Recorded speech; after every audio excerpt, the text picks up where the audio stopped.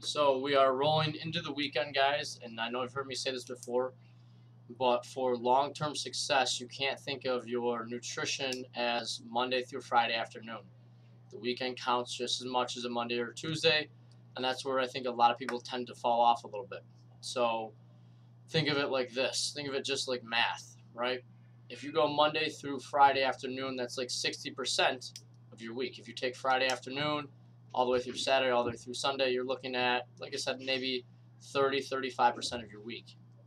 If you're already in a great spot and you're not trying to change your body composition, then that can work for you. But if you know, hey, I've got some pounds of body fat that I'm trying to drop, I know I'm really trying to hit this challenge hard and I'm trying to do it the right way, it has to carry through all the way through the weekend. The second thing I wanted to touch on was mindless snacking, right? So we walk by a tray of cookies at work and we snag a cookie. No big deal, 150 calories.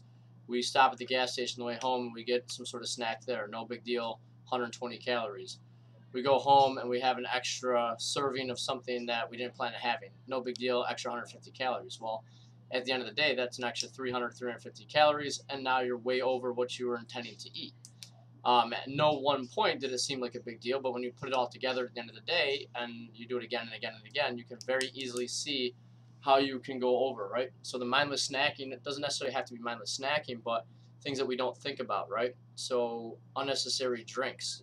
If you're drinking soda at this point, either you've had these videos on mute or you don't understand what I'm talking about by empty calories that don't do anything for you. There's 250 calories right there. That doesn't do anything for you.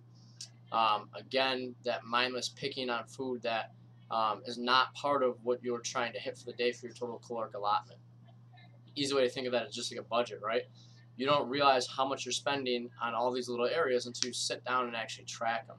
So the more consistent you track, you can actually identify that, okay, wow, I didn't even realize, but I was picking on foods to the tune of 200, 300 calories, and I'm having a real hard time shaking these last couple pounds of body fat. Last thing I'll touch on, I know a lot of you guys have done your body composition halfway your checks, and they've been coming out great. You have what's called the law of diminishing returns. So if you blew it out of the water the first 3 weeks and you're getting closer and closer to your genetic potential as to where you're supposed to be, you can't be upset if the rate of return is a little bit slower. That's not a bad thing. If you're getting closer to where you want to be and it's a little bit harder to do, that's a good thing. So again, keep on it. Don't let the weekend derail you. Tomorrow, open gym. Sunday, open gym. Lots of opportunities to train.